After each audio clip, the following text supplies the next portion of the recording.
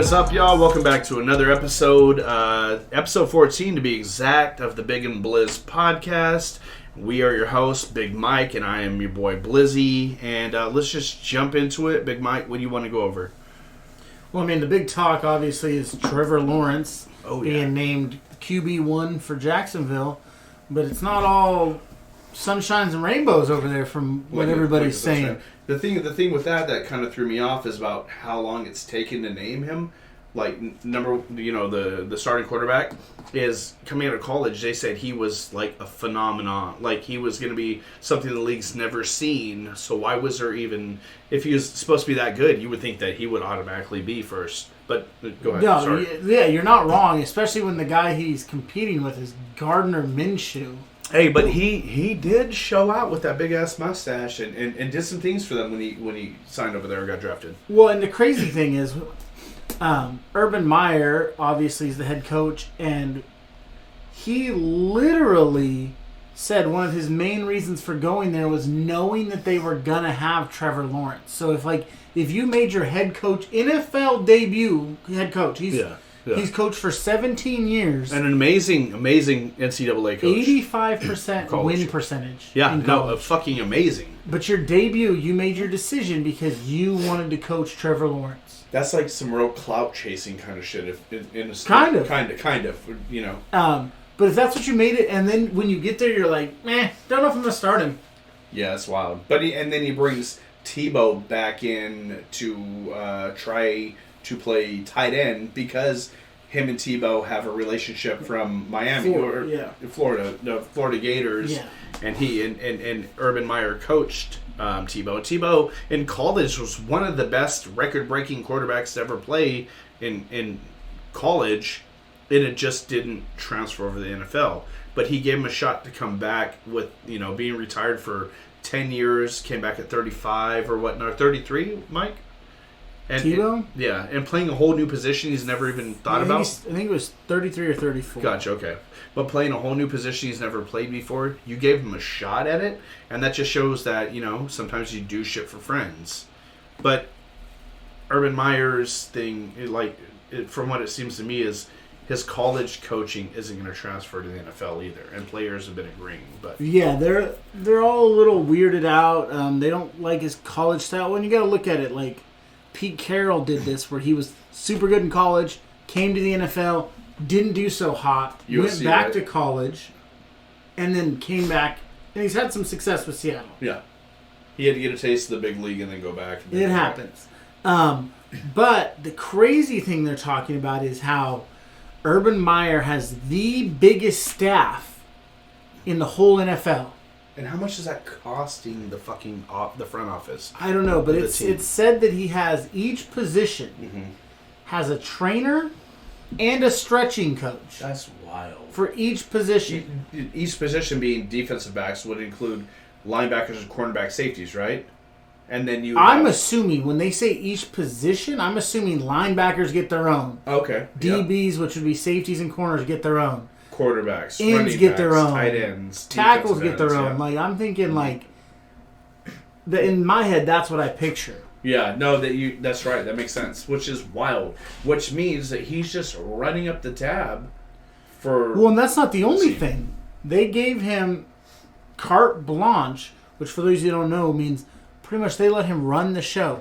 He's had things built. He's had cryotherapy and things added into the building at his request because he wants them there. By the way, carte blanche, I didn't know what that meant earlier. I had to ask Big over here. Yeah, and I know it from 22 Jump Street. Oh, shit. They talk about having carte blanche where they can just buy whatever they want for their shit. That's right. And Shahid Khan still owns the Jaguars, so that means he's footing the bill. Mm-hmm. And he's been trying. I thought he was trying to sell the team for a while. He might have been. Yeah, I'm looking up. His net worth is $8 billion. So I mean, I guess it's not really hitting him that hard, but still, that's a lot more than what most NFL teams ask for and get. Well, yeah, that's like, to me, the stuff he's requesting is like Bill Belichick. If he decided he didn't want to be a Patriots head coach anymore, That's the kind of shit that he could ask for. 1,000,000%. You know what I mean? Like if he's tried like, and true proven. You're like, hey, Cardinals want you. If you want me to be your head coach, this is bop, bop, bop. I want all these things. Like he doesn't want to go there, so he's saying, "Oh, you have to give me this, that, and third," thinking, "Well, they'll never give me that." Well, even if he wants to go there, you're Bill Belichick, so you can ask for whatever the fuck you want. You're right. Absolutely. And I understand Urban Meyer, like we said, an amazing college coach, but for the Jaguars just to allow him to take over and do that shit, like he's doing shit like GM level shit. He's not proving the NFL. He's GM level shit. Like, he's adding stuff to the building. Mm-hmm. Like, I don't know. And for the players to say that they're not... That's what I say. That carries over to how the players see him, right? And that's one of the topics we wrote down and discussed earlier. That he's kind of not liked by the players. They don't like his college style. And so, I guess we'll see what that means.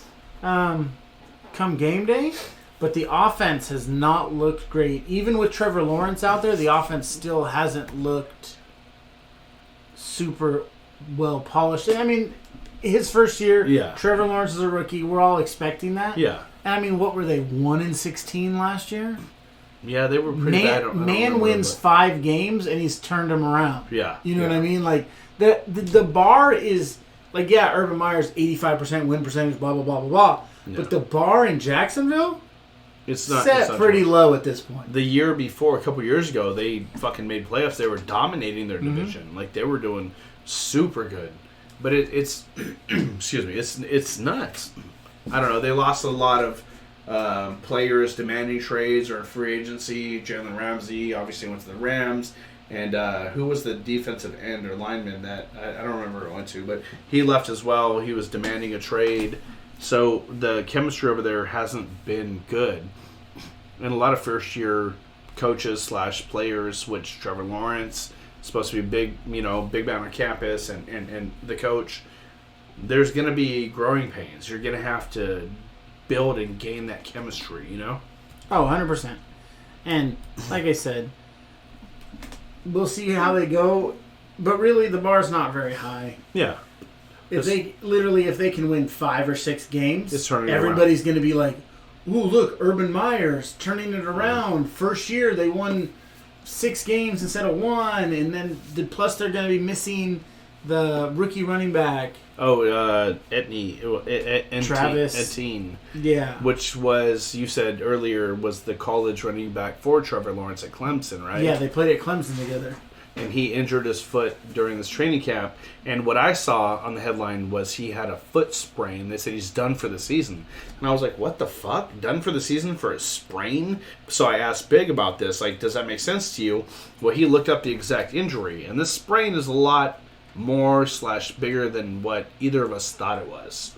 Yeah, so it's listed as a sprain, but it's called, and I'm probably saying this wrong, a Liz Frank joint sprain, which, and I didn't know this. I've never heard this term in my life, but it's an injury to the joint that connects your toes to the ball of your foot. Oof, fuck.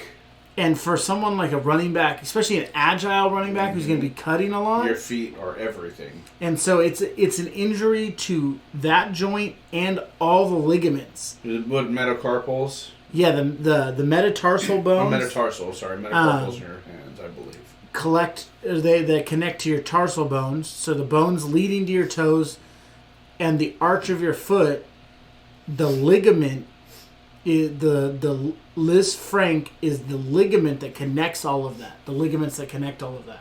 That's wild. That sounds like it hurts. Just hearing that description hurts even my if foot. Like me and you obviously aren't running and doing drills and stuff, but when you walk, you push off the ball of your foot. Absolutely. So just imagine every time you did that, shooting pains. Just in normal everyday walking. Yeah, limping on it even. That's crazy. I couldn't imagine that, you know? And they say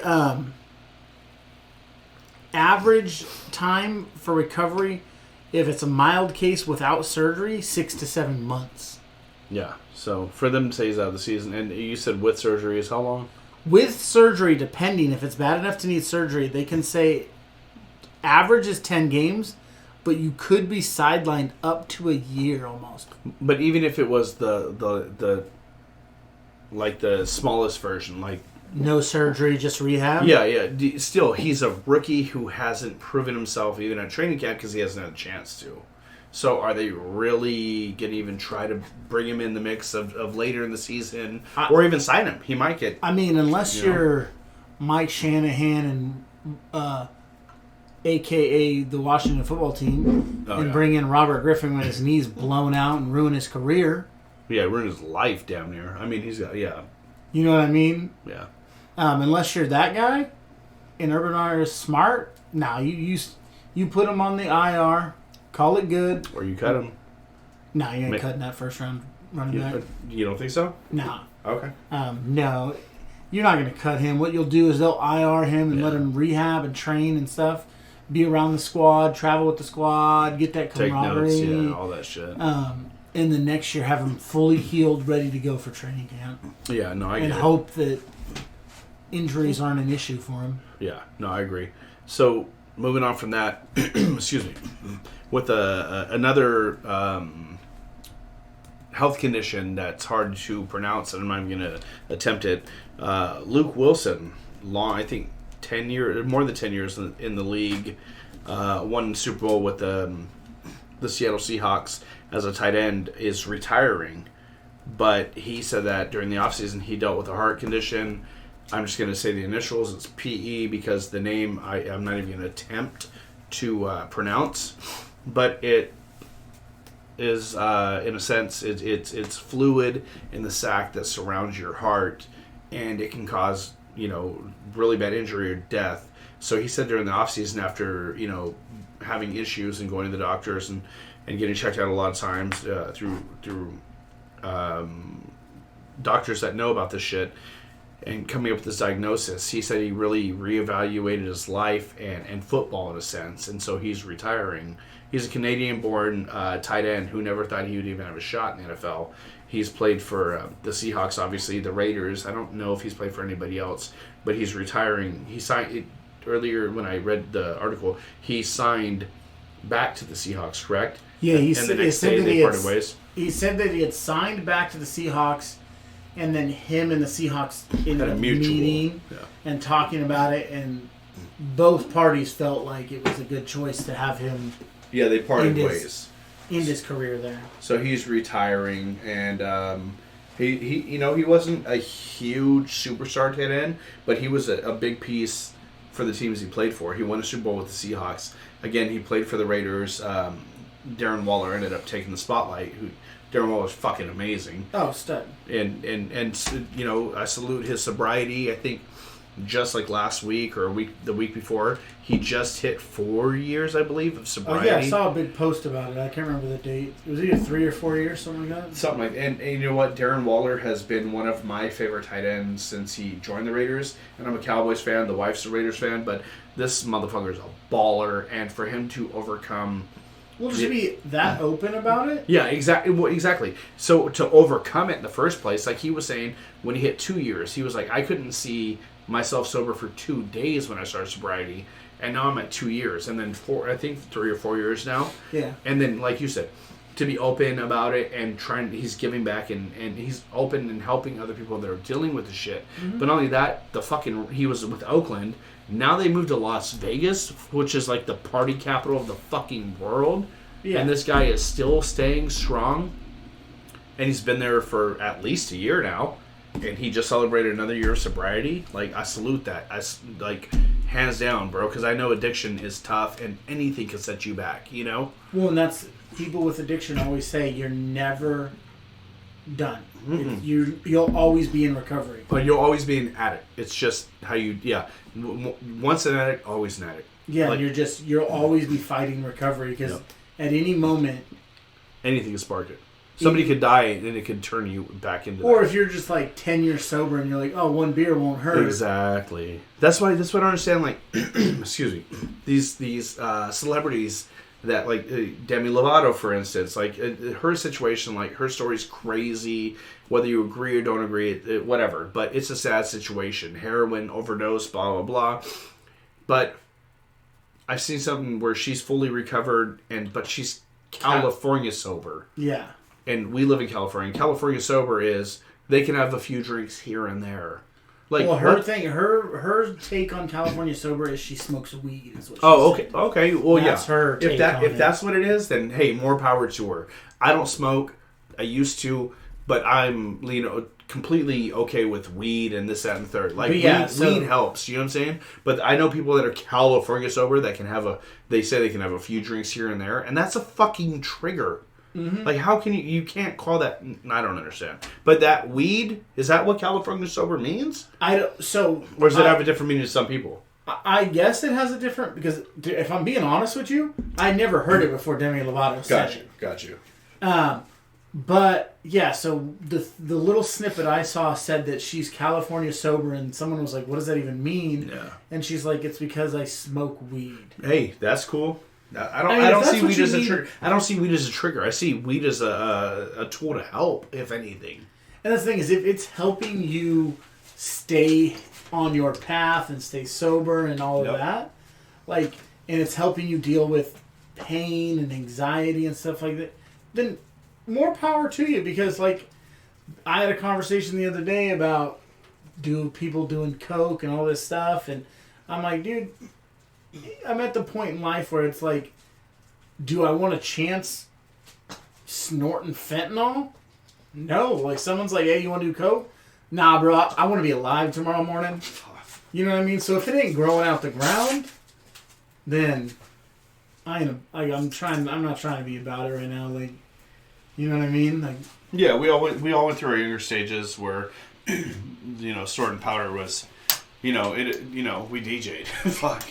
DJs. Yeah, it's just that party phase that a lot of people go through. And we all went through it, but yeah, like you're saying, absolutely. Like people that, take opiates, take pills, like back in the day they used to buy them and stuff, and they'd fine, whatever, besides, people being like, oh, the price went up. But now, like, if you're out trying to buy some pain pills, you're gambling. It's a crapshoot. It's 50-50 that you're either going to fucking get high and feed your high, or you're going to fucking die over fentanyl overdose. Like, this shit's ridiculous, But I don't know how we got into drugs so bad, but this shit's crazy. So people beware that you can't trust anything when it comes to that shit. And I think weed's the only natural thing. You know what I'm saying? Like, nobody's ever overdosed on weed and died in the history of weed, Yeah, no, I read something one time, like, if to OD on weed, you would have to smoke something like 2 times your body weight or some shit like that. Bro, I'm 270. Well, that's my thing, is like, there's no physical way to smoke that much. Like, you would literally pass out before that. Yeah. When I smoked, my overdose was getting so stoned that I ate everything and went to sleep.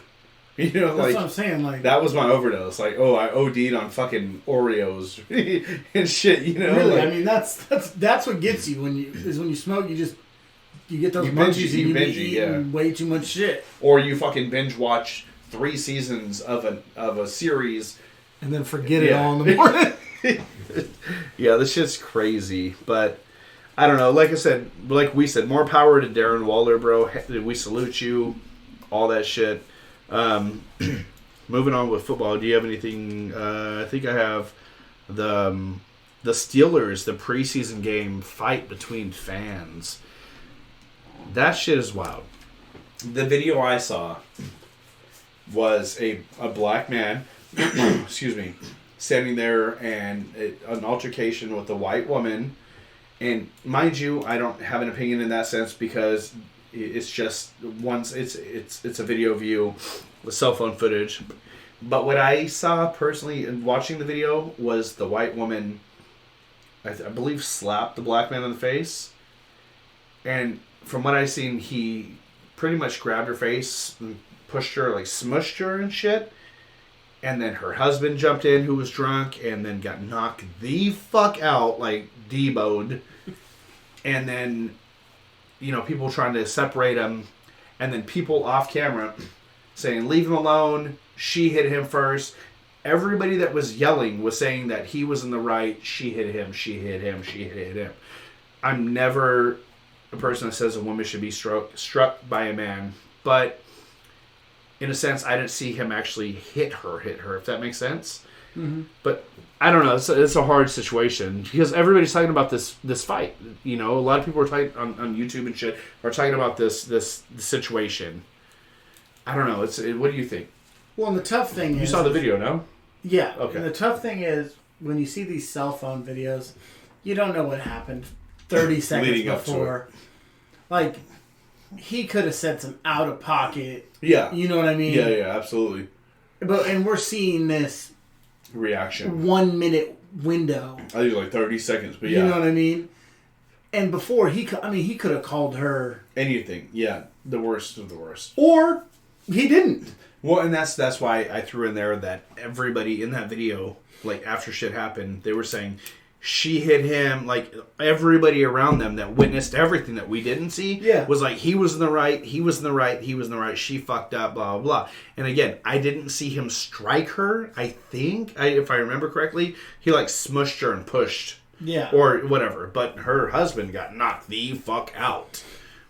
So from what the witnesses or the people around were yelling, it seemed like he was in the right. I mean, it's never right to fight. You know what I'm saying? And especially fans at a fucking game, it's never right. Alcohol gets involved, it's not right. But shit happens. Which is wild, dude, because I can roll into fucking Oakland.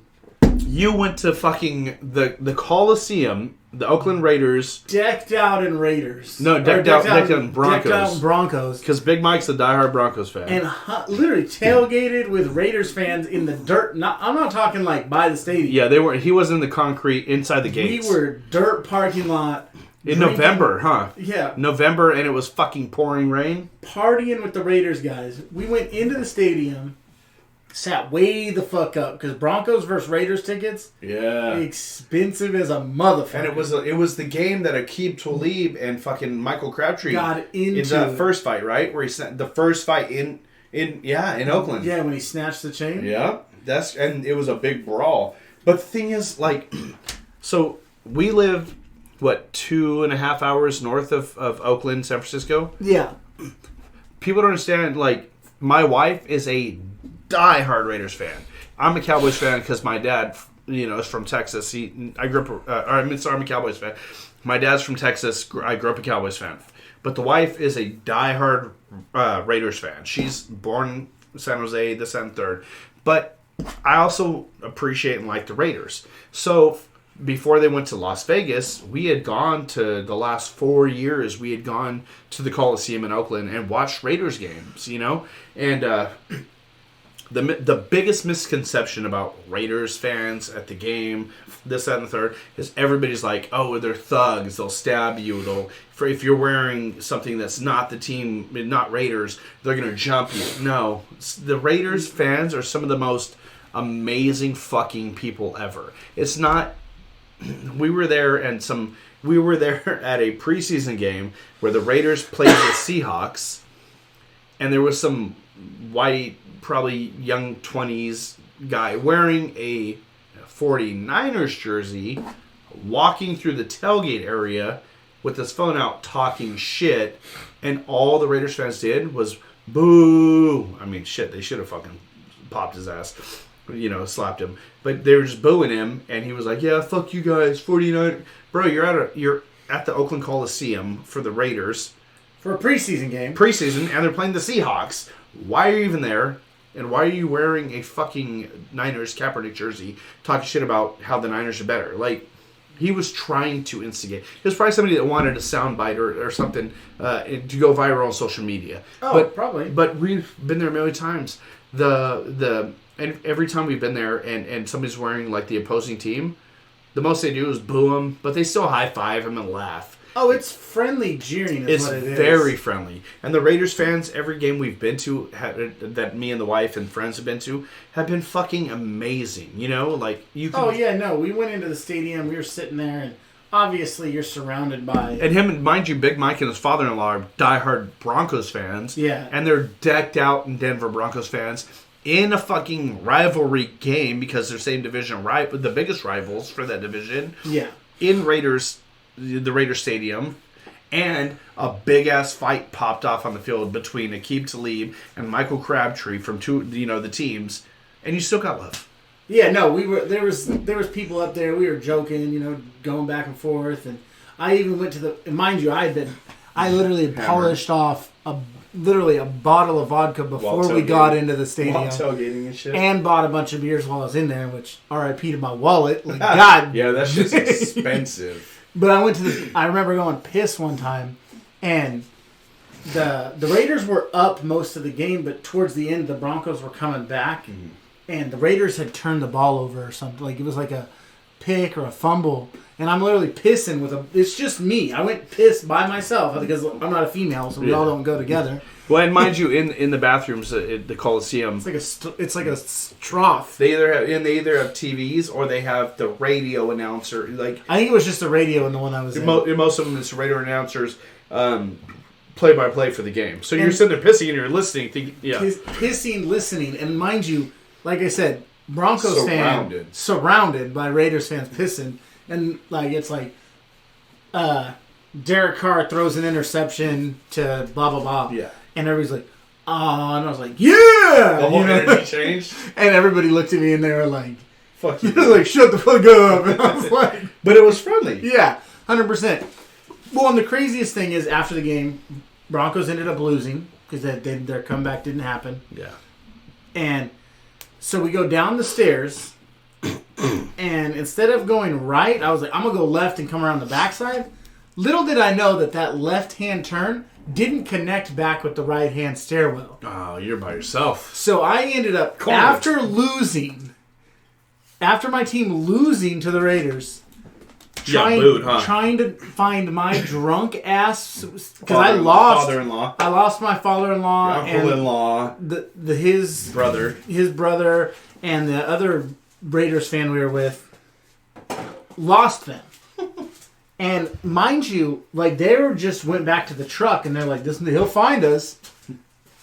And so legit, I'm walking down like the big tunnels of the Coliseum, surrounded by Raiders fans. And are they laughing at you? Oh, and I think I was taking a Snapchat or something. Oh, good. And like they're all trying to get in it talking shit, just like joking. But it was love. And like I'm legit like, hey, y'all know where the dirt parking lot is? Because I popped out because the dirt parking lot is on the opposite side of the Warriors Stadium. Yeah, the Oracle. Yeah, so it's literally like the Oracle's on this side. Mm-hmm. It's a main road you have to cross. Or do you have to go over the overpass for the freeway right there? Not to get to the dirt. Okay, gotcha. No, but so there's Oracle, then there's the Coliseum, and then there's like tailgate, like there's the parking lot. Yeah, the tailgate goes around the whole, and then there's the train station. And then there's like literally the BART station. It slowly goes like from the actual like right by the stadium tailgating, and then you get out to the dirt cash only parking spots. Oh yeah.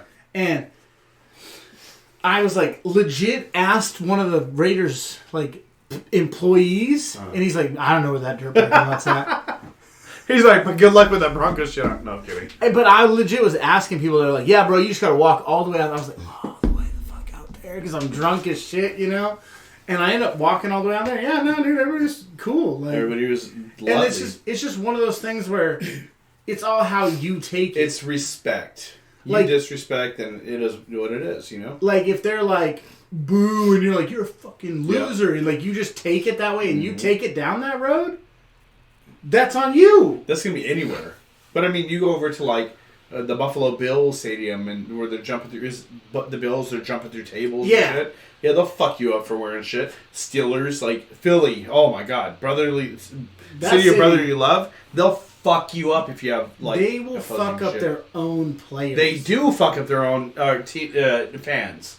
They will literally, like, dude, if you play for the fucking Phillies, if you play for the fucking Eagles, if you play for the Penguins? No, that's Pittsburgh. I was thinking the basketball team, 76ers. Yeah. If you play for those guys and you are like not having a great day, they will boo you out your own home stadium, bro. Philly is they call it the city of brotherly love, but it's tough. Bad. It's bad. Yeah, they let it be known too.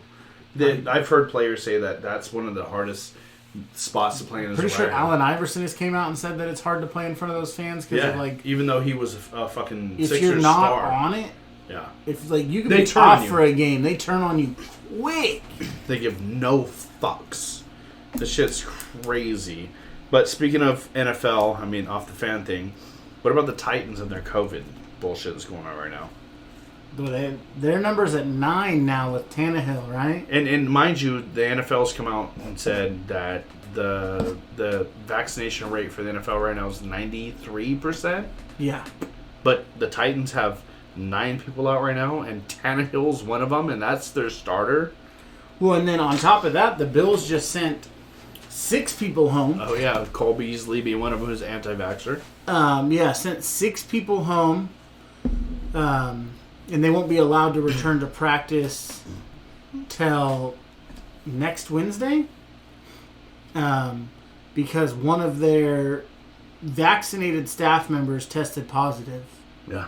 And they want the whole NFL to be vaccinated or they're going to be shunned and shit on, but their vaccinated staff is either spreading it or is a liability now because they got COVID, I don't know. I'm not going to get into whether I'm not an anti-vaxxer, I'm an anti-now. You know what I'm saying? And I guess wide receiver Isaiah Mckenzie and Cole Beasley were both fined $14,650 because they were not wearing masks indoors, and that's part of the NFL and NFLPA's agreed upon protocols. If you're unvaccinated and inside, you're supposed to have it on. But I mean, is there a thing where you get is there like 3 strikes and you get fined? Is there like, oh, you get a warning, and if you do it again you get fined, or you get a warning, you get fined? Like people are forgetful. You know what I'm saying? Like, oh yeah. Well, and that's the thing you're telling me, as a football player, you leave the locker room. Mm-hmm. Is he supposed to wear the mask the whole time he's getting ready in the locker room? Yeah, this is my assumption. Yeah, no, goes out onto the field, walks out onto the practice field, takes his mask off. What does he do with it? He has to give it to one of the trainers or one of the ball boys or whatnot. From what I would think, that's. Are they going to start putting mask holders on the pants, on the inside the helmet, like? You know what I'm saying? And so that's like, or does he take it off, leave it in his locker? Okay. And then he goes out, does his thing at practice, breathes all over everybody out there. Yeah, where you're bumping bodies and tackling and shit. And then he comes back in, takes a shower. Like, these guys are bound to forget. So I'm hoping that they get some kind of warnings. I would hope so. Yeah. But the problem is, they probably don't. Well, Cole Beasley, he is very, very. He's very outspoken, yep. And kind of puts a target in this vaccine sense. Mm-hmm. He's putting a target for the NFL to want to set an example. Yeah, because he's spoken out about it so critically in social media. So maybe they give other people warnings, but it's one of those things where like the squeaky wheel's about to get the grease here. Yeah. Well, you're speaking up about it. Guess what? You don't want to listen to us? Fine. You don't want to listen to us? Fine. Yep. They're just going to keep finding him. Yeah, probably. So, most likely, yeah. So, what about the tweets that the receiver and Cole said? Do you want to share that? Yeah, so Mckenzie... Mind you, I'm going to turn this AC back on. It's getting warm in the studio. What do you think, Mike? Yeah, if you want to. All right, the noise is going to change a little bit, but the reason you hear this feedback while we record is because we have a portable AC in our studio. So, sorry, go ahead. But yeah, so Mckenzie posted a tweet with a picture of the email saying, "Dear Isaiah, at approximately 2:15, while walking through the indoor field house and into the training room, you failed to wear a mask. Then at approximately 4:35 p.m. on the same day, for several minutes, you again failed to wear a mask in the meeting area of the weight room while gathered near other players after an offensive meeting." Your refusal to wear a mask occurred after you were informed that it was required for unvaccinated players. There was a warning. As set forth in your 2021 club discipline schedule. Wow. And as reiterated by the signage throughout the whole club facility stating that unvaccinated players may be subject to fines and discipline for failing to wear a mask. Your refusal to wear a mask also occurred shortly after league staff gave a presentation on the same day regarding the NFL and the NFLPA's COVID protocols. In addition, by the letter dated July 27th, you receive a written warning for refusing to wear a mask and were specifically advised that future violations of this protocol would result in discipline and or fines. So he's a repeat offender. In this thing, and this is Isaiah's. This isn't Cole Beasley's. Yeah. He had plenty of warnings. So he just didn't want to do it, for what it sounds like. He had plenty of warnings. But so my thing is, what about the trainer that contracted COVID that was fully vaccinated? Is he going to get fined for spreading it? You know, just be devil's advocate. But Isaiah Mckenzie said, "They got me!" Exclamation point at NFL, you win. And that was on Twitter. Yeah. And so he tagged the NFL in that. Yeah. And then Cole Beasley said, "Don't worry, they got me too." And so they both will be fined pretty much $15,000. And as the NFL supposedly does, all fines go to charity. Quote unquote, we're throwing the quote fingers up. Supposedly that's what happens. Also, they will increase, which is something that's not supposed. That's something we know. Yeah. Each fine gradually, and it's not like 15,000 to 16,000. Like their second offense will probably be in the ballpark of $25,000 to $30,000 fine for not wearing their mask. So, honestly, like I've said, I don't like wearing my mask, but we've had this conversation. When you have and like I said, I'm at a spot where my paycheck matters. You have for them. You have a career. Their paycheck doesn't matter. Like, yeah. Cole Beasley could walk away right now and be fine. Yeah, 100%. Isaiah McKenzie's been around long enough; he could probably walk away and be fine. Yeah. I can't walk away from my career and be fine. Yeah, and we talked about earlier is, and every time we talk, you have a career that you've put over 10 years in. Yeah. It's not something that's just a fucking McDonald's job that you can just say, oh, vaccine or fucking or cut, and you're like, oh, deuces, you know? Like, you've put your whole, since what, 18? No, 20. Oh, 20, okay. Yeah, you've put, you know, that long into it. It's not something you can just walk the fuck away from. So, and I don't know, this shit's crazy. We all have our opinions. Well, like we said, those fines to those guys are no big deal. Yeah. But then the NFL is out here fining young guys on the Colts for taunting. Yes. Half of his weekly check. What? Yeah, it was half. Half of his weekly check. And he hasn't even made a team. He might not even make the Colts roster. But yeah, for taunting in it was a preseason game, which they could have thrown a flag and then disciplined, like talk to him and let him know, you know. But finding him half his check that well, that's the thing. He's having to pay for an apartment or whatever while he's in that city that he's most likely not from. That's shit right now. Shit, you know. Right now in training camp, it's probably him and 5 dudes renting out an apartment together to try to just make it to the league together. Exactly, but still, like, in having no money, that's your only income. Like, that's really fucked, dude. But the bright side of that situation was online. Go ahead, Big. Yeah, I don't know. Pat McAfee mentioned the name. I don't remember the name. But somebody reached out and said that they will cover the fine, which totaled just over $4,000, I think. And then Pat said, "Hey, this guy might not even make the squad. Yeah. Let's all just get together and give him $100K, float him through for a while." That'd be cool, and you know. Well, you know how the internet works. Like people get behind it. Well, it'll be like Pat McAfee says it, then people are gonna jump on it. And that's the thing is, at this point, it's like the amount of people that watch Pat McAfee. If 1,000 of them gave $10. Yeah. You know what I mean? $10,000 right there. Dude's got $10,000 with the quickness. Yeah.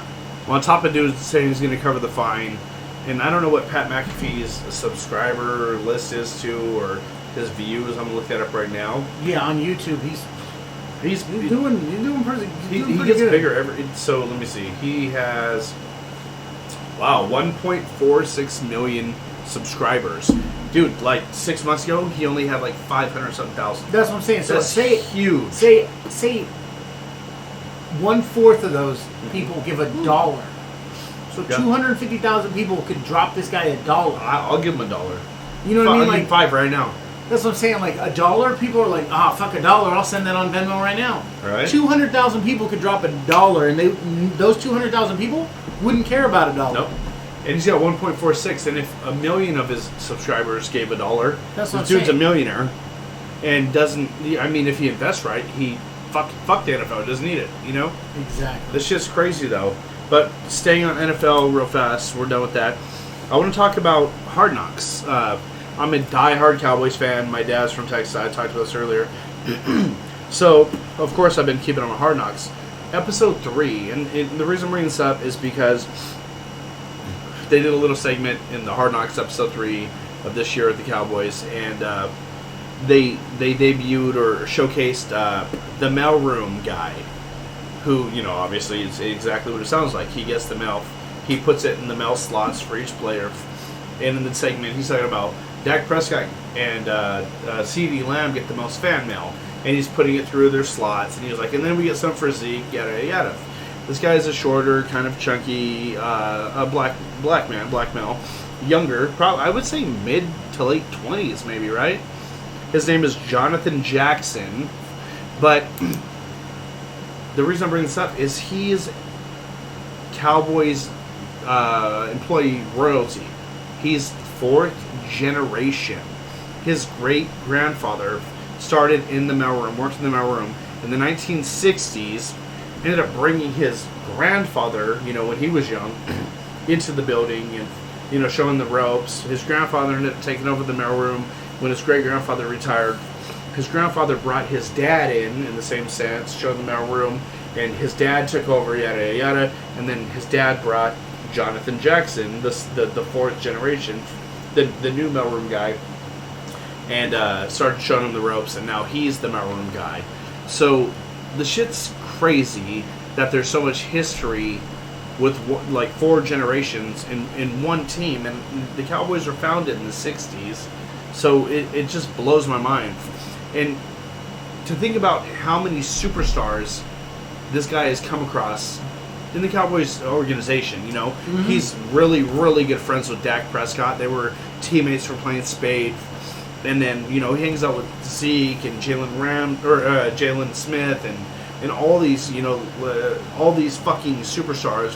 But he also was there probably with the last generation of superstars.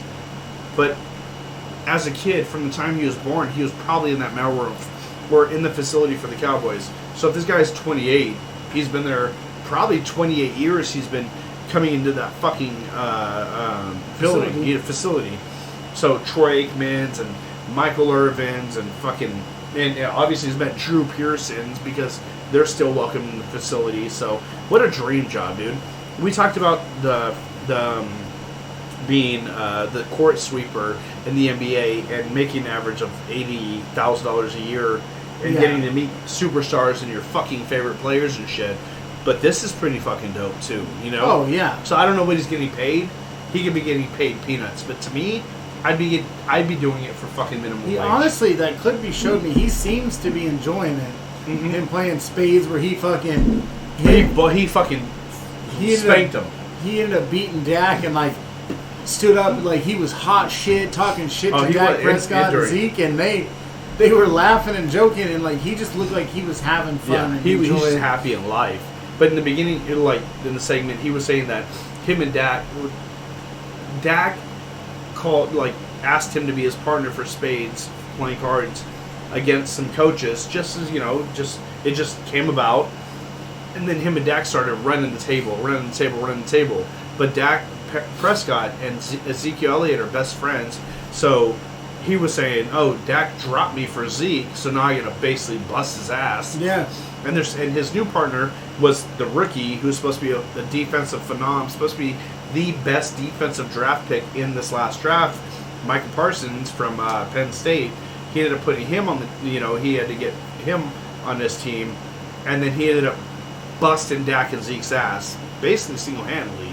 Yeah, I don't know. From the video, honestly, I'm not very up on how to play spades very well. I haven't played spades since I was in jail and shit, to be honest. Like I've played it a few times. Yeah. But the thing is, I don't remember. From what I could tell, Micah wasn't doing much. Yeah, it was all Jonathan Jackson dog walked him. But talking his shit.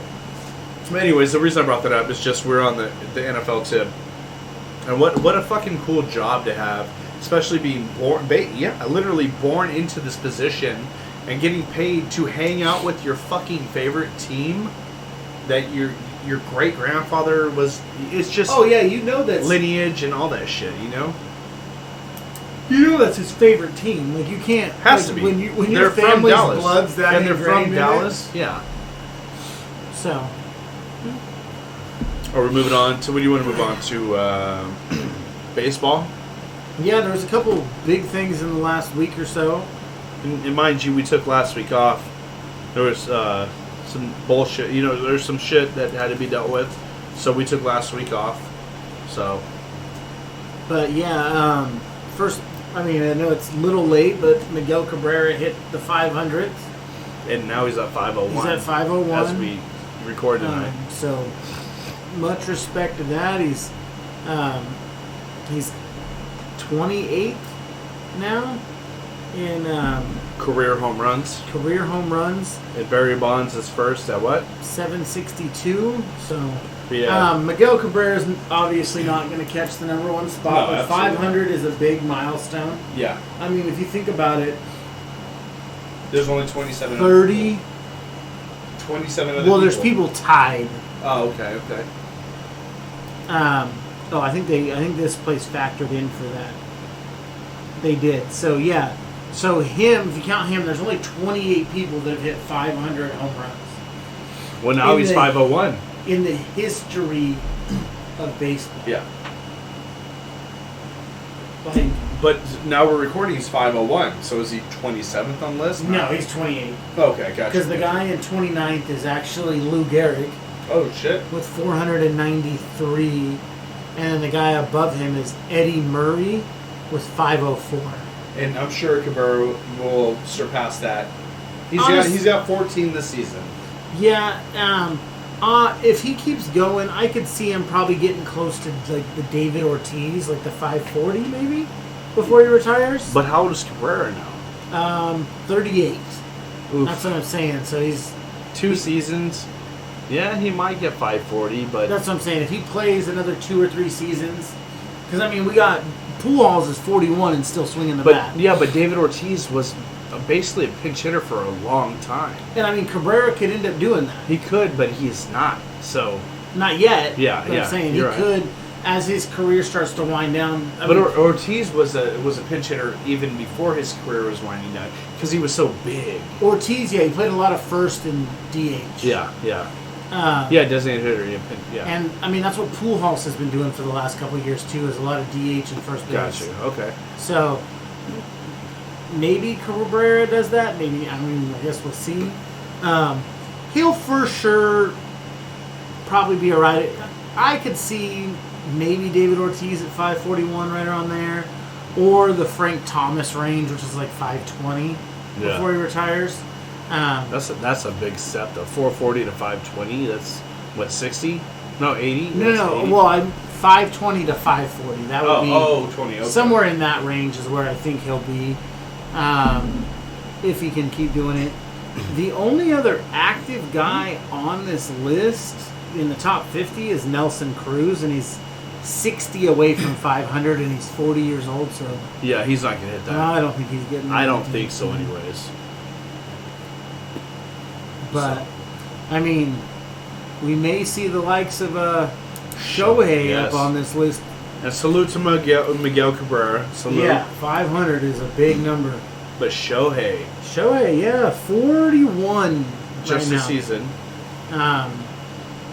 And Vladimir Guerrero Jr. is in second place behind 5 home runs. Yeah, talking about the displacency, the numbers between Yeah, so between first and second this season is 5 home runs for this year. Shohei has 5 more. But then between second and fifth is a 4 home run distance. Yeah. So literally, the guy in fifth could hit 5 home runs And take second place. and take second place, and Vlad could hit 5 and only be tied for first. Yeah. Like, that is like the just, second place guy. That's ridiculous. Yeah, Shohei's running away with it. And Shohei is a Japanese pitcher who is breaking fucking records. And He's 8-1 as a starting pitcher this year. Jesus fucking Christ. And David Justice, legend for he played mostly for the New York Yankees, right? David Justice retired obviously for a while. Legend said that Shohei is better than Babe Ruth. So I mean, And I mean, but Shohei's an all-around player. I mean, Babe Ruth was too. Not like that though. No, go ahead. The problem is people, and I am obviously one of those people, have always had this idolization for Babe Ruth. Like, No. nobody could do it better, blah, blah, blah, blah, blah, blah. The But Gambino when you really look at his career numbers, Yeah. he was good, obviously. Yeah, he's great in his time. But not as great as we all make him out to be. He's just Mount Rushmore shit, yeah.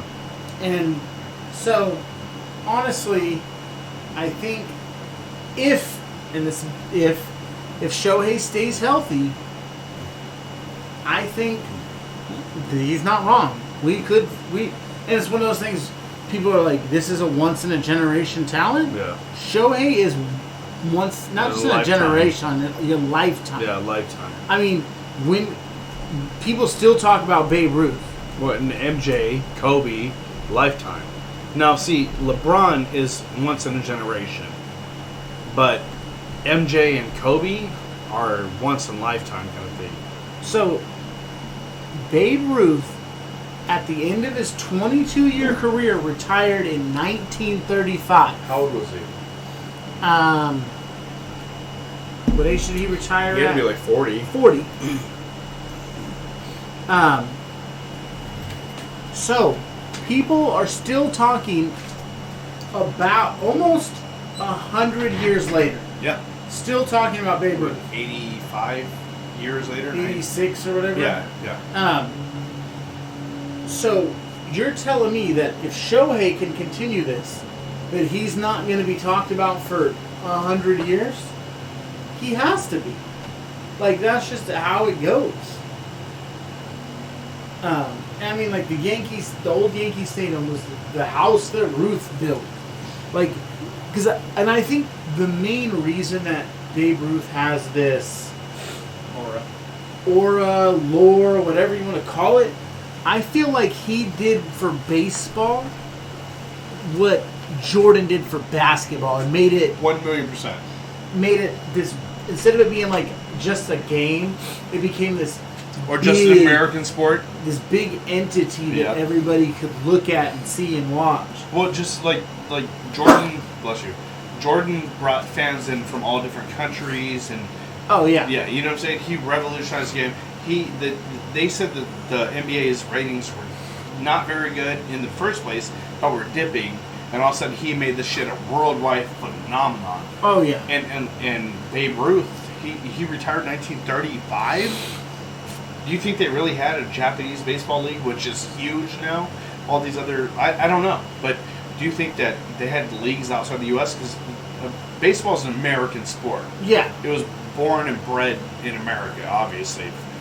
Obviously, basketball was created in Canada, but now is a fucking American sport. Yeah. And, well, not now. It became an American sport, and now it's worldwide, you know? Oh, 100%. The NFL is now starting to get its grasp on international, like, London and fucking, the other countries, Mexico and shit. So Yeah.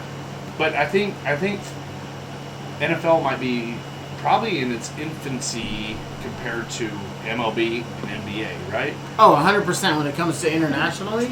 Yeah. Oh, yeah. Well, just in general too, it's the youngest sport of the three that we just mentioned, right? Baseball's the oldest, basketball's second oldest probably, and Yeah. NFL, I believe, is the third. Yeah.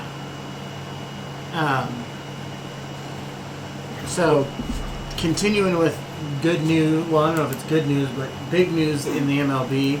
Yadier Molina is going to hang it up after the 2022 season. So not this season. He's going to finish this season. Yeah. And he inked his final year next year. He'll be making $10 million to play that final season for the Cardinals.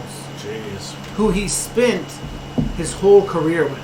As of now, you say 19 seasons? I believe that's what it said. So that's probably why he's going to hang it up after next year, because he wants to do an even 20. Yeah. I have OCD, and I would have to have a fucking even number. I'd have to have 20. I could do 19 or 21, Yeah. And he's the only player in history to catch 2,000 games with a single franchise. That's wild. He has, at this point, caught. He's in the top 5 for games caught, period, with 2,039. I would have went or was ahead of him.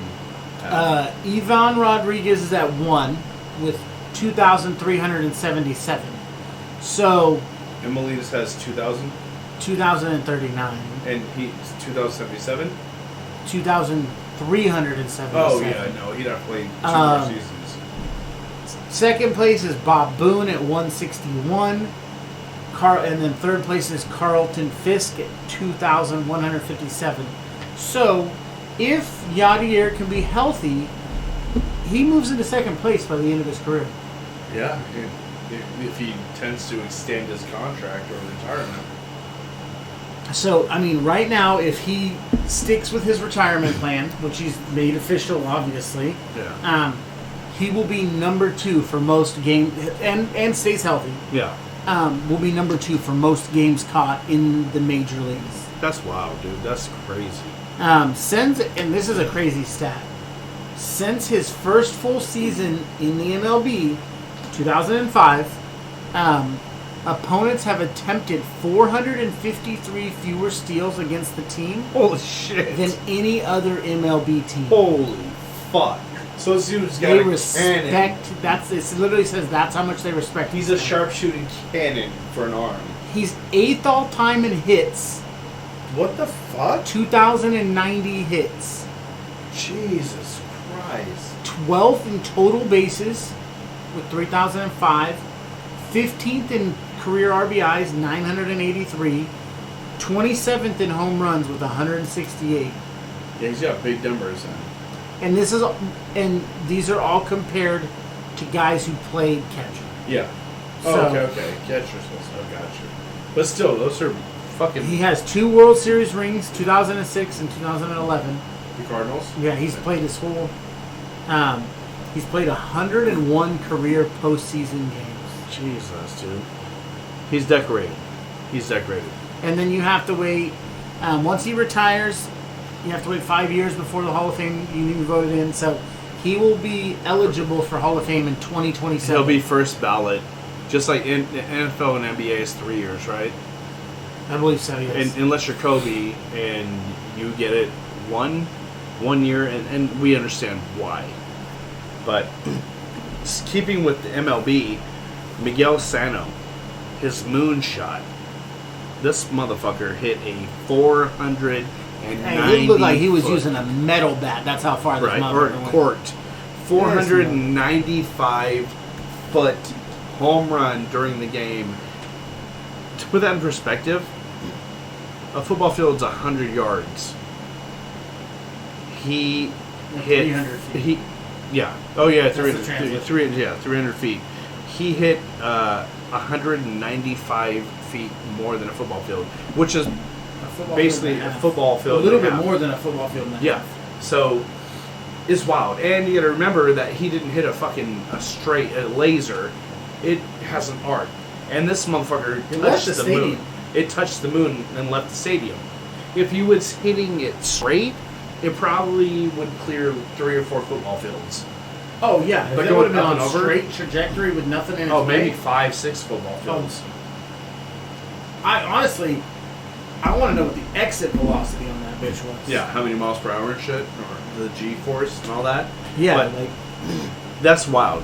And the crazy thing is, so earlier in the game, which was yesterday, during batting practice, he hit a home run. Oh, sorry, go ahead, Mike. I was going to say, what was his name again? Miguel Sano. So in batting practice, building up to the game, he hit a home run to the right side field, and it hit a kid in the face, a young kid, probably 9, 10 years old. So it struck the kid in the face, and the kid's tickets were actually on the foul line next to the dugout. And I think it was an away game, so probably the right side foul line. He was on. He was next to the Red Sox dugout. And it was an away game for the Red Sox, right? Oh no, who's Sano play for? He plays for the Twins. Okay, so they were away because it was in. Was it in Boston? What's that? The exit velocity on it was 116.7 miles per hour. It's fucking wild, dude. Off his bat? Yeah. That's crazy. It's the farthest home run hit this season. Yeah. The guy who had it before this was 486. Jesus Christ. But yeah, man hit almost 117 miles an hour. That ball came off that bat. That's crazy. Because you got to remember that ball's being thrown towards you, connects the bat, comes to a dead stop. When it hits the bat, You ever watch that shit in slow motion? Yeah, oh yeah.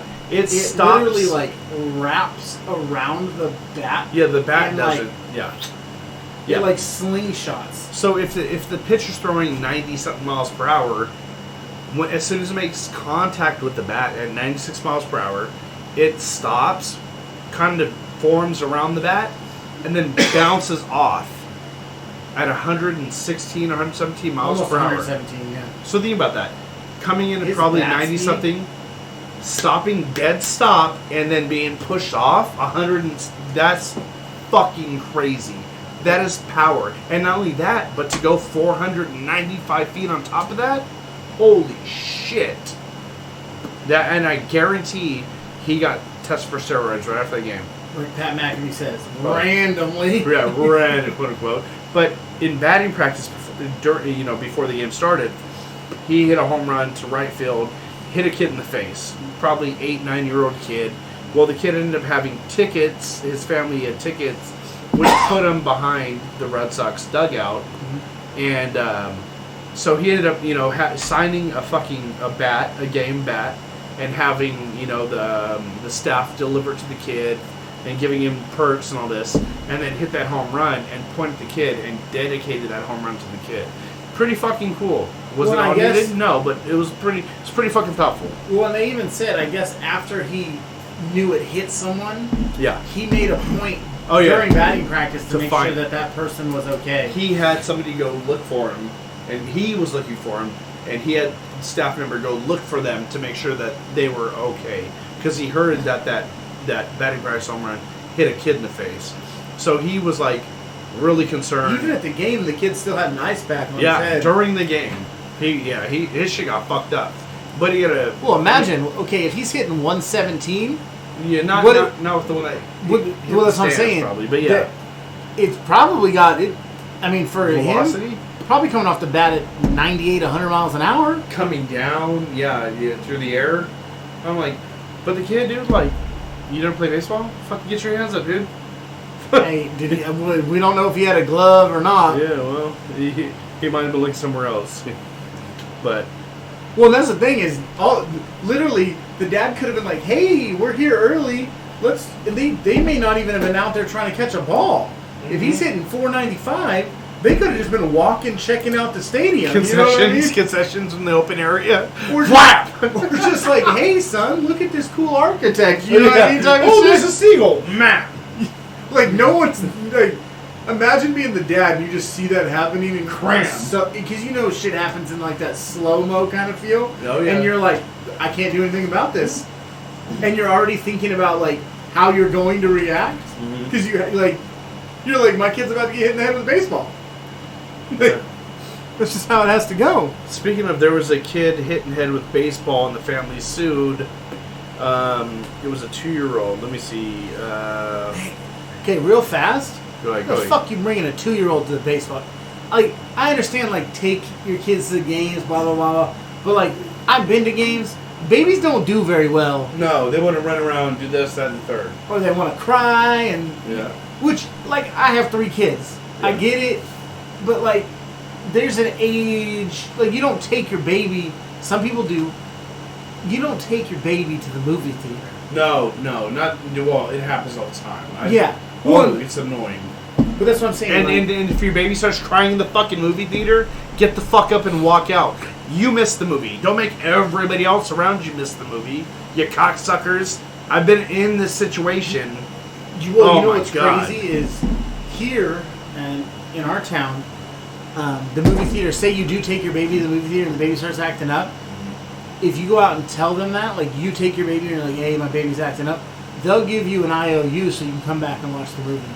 That's fucking wild, because I'm talking about the movie theaters here where me and the wife went to fucking watch a breaking movie, like some Avengers shit, some big fucking almost sold out, and there was some motherfuckers in front of us that had like literally a newborn with a sling. And I get it, you have a newborn. Don't go to the fucking movie. This baby... Pirate that bitch! This bitch was... Or not the bitch, sorry, I apologize. This baby was screaming for like 5 minutes, and I was like, tell the wife, you know what?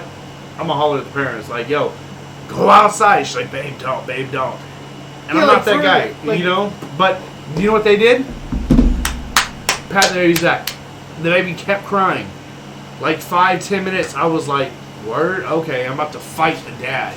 You know what I'm saying? Never. For real, like, if you really want to take your kid to the movie... Or don't have a sitter. Do blah, it, blah. Whatever. But if the baby's crying, you gotta be... Screaming, bro. Fucking screaming. You have to be respectful to the other motherfuckers. Of the other fucking 59 people.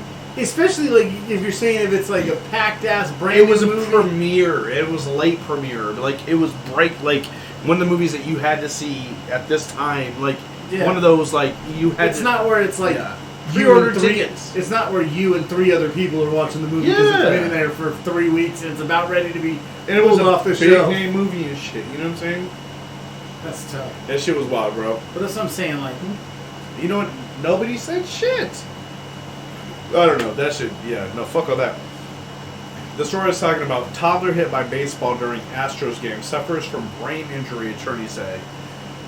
The family got an attorney and sued the Houston Astros because at the time the 2-year-old was hit in the head and suffered brain injuries. And you know what? Like I feel bad for that the kid. sucks. You know what I'm saying? And I'm not sitting here talking shit about but that's the parents' fault for putting him in that position. When you buy tickets to here, we used to have the monster trucks. It was a big thing. Gravedigger, Maximum Destruction, or any event. We've been to Giants games, Raiders games, fucking all that shit. On the back of your ticket, it says we assume no liability for any injuries caused during the course of action. You feel me? Unless, like, fucking, you know, you're out there and Derek Carr comes out and says, hey, fuck that kid in the stands. Whack! With a football and blast you in the face? Okay, then you sue. so, yeah, that actually happened in a minor league game where the pitcher got pissed off because, like, he was getting shelled or something and Yeah. got ejected or whatever it was. He got pissed off and slung a baseball into the stands and hit somebody. Was charged with assault. Good. Fucking good. Because it wasn't like when a guy just like tosses the ball like, here, you can have it. Like, he literally cranked back, mind you, professional pitcher. Damn. Cranked back and just sent one into the stands. That's fucking wild, dog. And that's why, if you've noticed, I don't know if you've noticed over the last few years, the netting is getting bigger down the foul lines. So that goes back to this lawsuit. So they were on foul line, like home team dug outside, you know, like third base. Yeah. on the foul line, and one of the batters cranked a fucking foul ball, and it slammed this 2-year-old kid in the face, or in the head. It's fucked up. It's sad. It's sad for the kid. Super fucking sad. But the family sued and said that, and the attorney, their argument was the foul line netting didn't go out far enough. Like, how fucking far do you want the netting? All the way to the fucking post that shows foul or fair for a foul run? pole? Yeah, the foul pole. I mean, the whole, like, sitting foul side on MLB game is the opportunity to possibly catch a fucking foul ball or a bat, if, so you know what I'm saying? I mean, that's happened. Dude, I watched a clip, too, where somebody, fucking accidentally, the batter threw a bat big name, and some dad was just sitting there with the beer in his hand, didn't even look, and just grabbed it out the air and saved a lady behind him who was going to strike her right in the face. Just whoop, caught the bat out of midair. Imagine taking one of those bats to the face, Bro. someone just chucked. Because mind you, that batter swung 100 miles an hour. Swung that bat as hard as he could, and it slipped out of his hands. Yep. Imagine that. Not enough pine tar. Bah! Just. This dad. You might as well just let him hit you in the face with This dad just looked like, didn't even, it was like split second, just put his hand up. Wasn't even looking. Pow! Caught that bitch. I'm like, his dad might be Superman in disguise. This guy, this old dad bod, 40-year-old man, just caught this motherfucker in mid-flight. He might be Superman, and he's trying to hide that. He's trying to hide that shit. You know what I'm saying? But and when I lived in Salt Lake City, Utah, as a kid growing up, I went to the Utah Grizzlies game, which is the AAA hockey team for the I don't know what AAA team, but fucking dope, right? I used to go there a lot, and I was sitting behind the net back in that area, and I watched one of the fucking players hit a slap shot, clear the glass, and there was like probably 40-year-old lady, a couple seats over from me, the beer in hand, drunk, like white trap, right in the forehead. Knocked your cold out. Cold. It slept. They stopped the game. You know what the speed on those pucks off slap shots are? Have you ever fucking seen a hockey puck and felt it? Yeah, they're so heavy. This motherfucker is like just bigger than a can of chew that weighs fucking a pound. Solid rubber. Black rubber. And they come off at over 100 miles an hour. Oh, well over. Smacked her right in the forehead, right above between her eyes. Knocked her cold. The paramedics had to come. They put her in a stretcher, and I looked over at this bitch like a fucking unicorn. I was in middle school. I was like, "Yo, what the fuck?" And I'm like, that swelled up probably. Yeah, it was like, "Whoop!" I'm like, "She's a fucking unicorn." But yeah, no, that shit's fuck that. But yeah, it's the family of the 2-year-old that hit with the foul ball in at the Houston Astros game. They sued, and I believe they won. Probably did. I'm not gonna read through this article because we're in the middle of talking about this. But yeah, they did, and the reason being is because earlier in the season, the same shit happened with another person. So they're like, the netting's not far enough. But you assume all responsibility for injury when unless it's flagrant in a sense. Yeah. So yeah, it was a $2 million lawsuit they won, and mind you, all respect to the little girl that got hit. I hope she recovered. She did, but they say that she's still not fully recovered. Well, brain injuries are crazy. This is 2 years ago. She was 2.5, and she's like 4 now, and she's still dealing with shit. And like I said, all respect to her, and I hope she does. But the parents, I get it, but I wish the Astros could have just reached out and said, "Hey, we'll pay for medical bills," and there would have been no lawsuit involved. You know what I'm saying? Probably just banged on whole trash cans. Oh! Put the wire. No, the wire on the chest. Damn! If they would have put the wire on that little girl or the parent, they could have ducked him out last second. They would have known it was coming. Well, you know what? Them getting sued is just kind of payback for all the cheating they do. But yeah. Head injuries, and like I said, head injuries ain't nothing to mess with. Yeah, I've noticed, especially at a child that age. Yeah, especially. But I've noticed, because it used to be the net went just behind home plate. Oh yeah, he's got wider and wider. And now it's gonna be the whole field's gonna be. And then now it literally made its way where it was like over top the dugout, and I was like, okay. And then now it's like down the almost all the way past like first and third base. I'm like, what? Like literally, it's gonna turn into, like you said, where it's running all the way down the stands, all the way down the stands, all the way to the home run wall, that outfield wall. And after that, it's gonna be on the home run wall.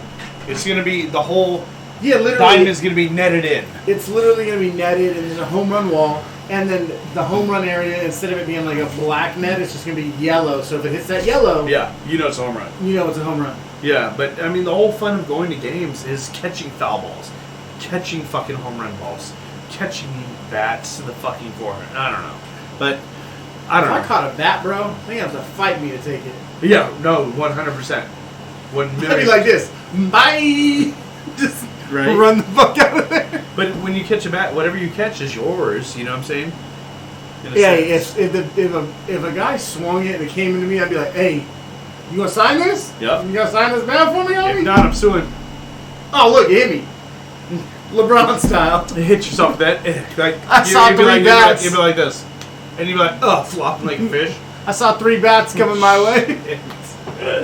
And then get up and be like, I'm good. That's wild. Anyways, moving on from that. Jello Ball. We've been strong supporters.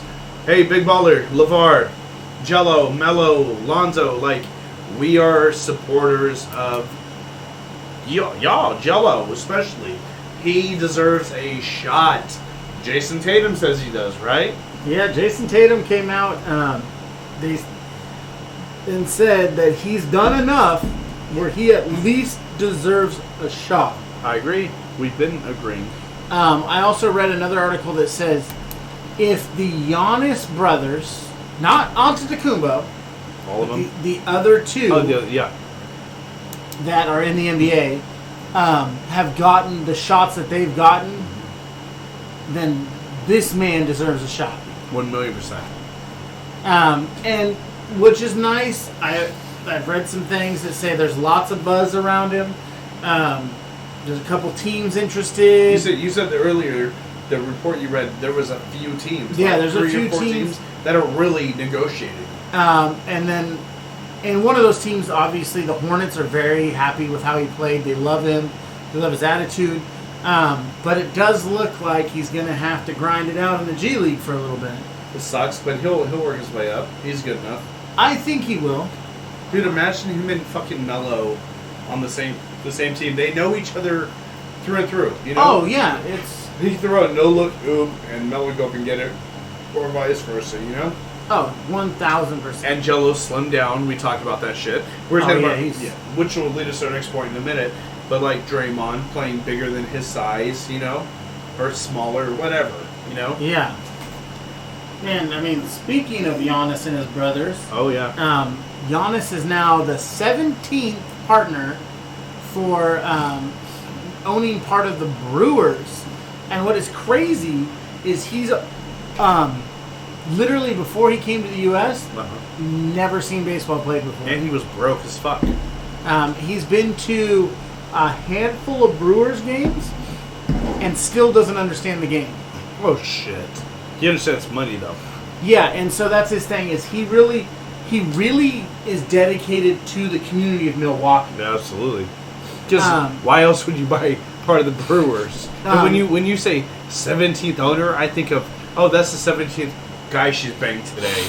No, like, it's a don't group. make me feel special. I know. But 17th owner, I'm like, oh, she's only banged 16 guys today. I'm 17th. Oh, I'm special. You know. Anyways, but yeah, so he's just happy. He says it's something that he never imagined he could have ever done. He just really wants to be a part of Milwaukee. They're the ones who gave him his chance.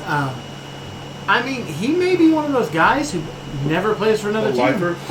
Well, he said during his rookie or second season that he was 100% staying with Milwaukee until they win a championship. And he finally did it. And people were saying, well, is he gone now because of it? I don't know. He has a lot of love for Milwaukee. I don't think he is. Yeah, I think he's staying. I think he's going to at least try to back-to-back. You know what I'm saying? Ooh, bless you. And he's got a fair shot. Bless you. You know? So, ooh, you're on your own on that one now. So, no, I think Giannis is one of the most humble people in the NBA. Oh, because you get these motherfuckers that are even bench players in the NBA. and they're out there showing their ass like they're fucking this, that, and third. Like, I get it. You made it to the league. Like, you have a right to be arrogant to a certain extent. But Giannis is a fucking one of the top in the league as of now. Top 3 superstars. Yeah. And probably as of now. LeBron's getting older and getting more washed up. I would say right now, if you told He's me to top pick 1 or 2. If you told me to pick a top 3, it would probably be LeBron, KD, and Giannis. Those But would be- see, I don't think I could say LeBron's top 3 as of now. In his career, yes, but now he's but who not. would you put over LeBron is the question. But what I'm saying is like fresh and doing big things, because LeBron was injury plagued the last 2 seasons, and when he was there, he was putting up numbers, but not huge numbers. I would say Giannis is No, I'm just saying. at the moment better than LeBron. If you ask me who would you rather have on your team, I'm saying everybody's going to say Giannis. Yeah, exactly. And like I said, I'm a diehard fucking Warriors fan. And Steph would be higher than LeBron. Clay would probably be, because they when they're healthy, they contribute more. You know what I'm saying? As of now, LeBron's at the end of his career, and he's put in big years, big numbers. I'm not taking that from. I'm not being a LeBron hater. What I'm saying though is, Giannis, I think, has more of an impact on the game. Obviously, last season for sure, and will this season. Giannis had a team of some good players, and won the championship. I want to see what he does because he lost a couple of those guys. Yeah, but LeBron hasn't been able to do huge things without a super team built around him, and now he's got the superest of super teams built around him, so where he could fucking take games off. You know what I'm saying? Was time management, and they'll still win. It's not. This LeBron's basically the coach who jumps in and plays now. Oh, he's playing my GM on 2K is what he's doing. There you go. But you know what I'm saying? Yeah. Like Giannis, even though with the free throw bullshit, this, that, and third, and the injuries, he's still showing to be a more active and a player that is consistent. You know. Yeah. But a lot of that's because LeBron is his prime is behind him. Oh, 1,000%. I mean, he's not Tom Brady. Yeah. Well, if he got TB12, I'd be really fucking scared. If you went to the treatment and learned all that shit, just eat avocado ice cream. That's all you got to do, LeBron. LeBron's more worried about going to get his fucking hair plugs than he is this. Yeah, and I mean, I think LeBron he's starting to get washed up. I think he's holding out for what he wants. Yeah. Well, he's living off his name. He wants to play a season with Bronny. With Bronny, yeah. And I think that's what he's really holding out for. 1,000,000%. 1 million. He'll time manage to extend, and he's going to be the type that starts going into garbage years and like tainting his legacy just to play the Sun. Like MJ coming back out of retirement.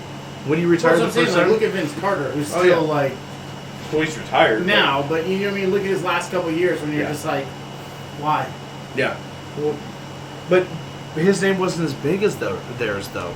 Like freaking. Well, I'm just saying he went from being a guy who could fly with high, the most athleticism, to a dude that could barely get off the court. Yeah. You know what I mean? I agree, but I don't know. But his name was never as big as LeBron. Oh no, but I'm just saying, like it's one of those things. Like Melo's kind of on that path where he's like almost overstaying his Carmelo. Yeah. I think he's really searching for that ring, and he's deserved one since the first 2 or 3 years. You know? He's same like Dame. If Dame retires without a ring, I'm gonna be so upset. Dame Lillard. Yeah. Jesus Christ, you know. Carmelo's changed his game a lot to even still be in them. Yeah. And Portland gave him that shot because nobody picked him up. And Dame told the Trailblazers just like bring him in, and he fucking turned into Hoodie Melo. Yeah, he did good. You know, 0-0 and whatnot. You know. Yeah. But like MJ, if he would have stayed retired after the fucking double three-peat, still is the greatest player ever. Yeah. But then he came back. You see that wizard, and then came back. Like, yeah. You know, it sucks. But I don't know. It is what it is. But keeping with the NBA, So Draymond Green, I know this is old news, this is about a week ago, but we took last week off About a week ago.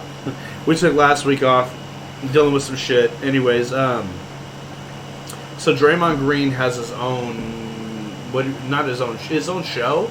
Yeah, it's like a little talk show. Which is on Bleacher Report, which is on YouTube, and it's called Chips because he has a chip on his shoulder for,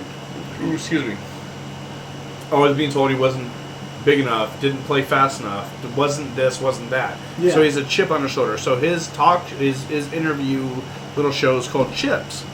His first guest was Kevin Durant, and it was a 29-minute interview when after cut when they put it on YouTube, and it was fucking amazing and eye-opening.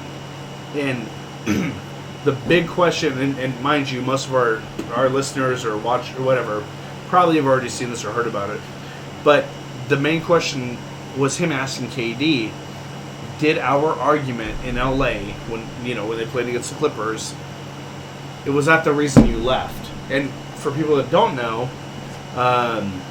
it was closing out the game.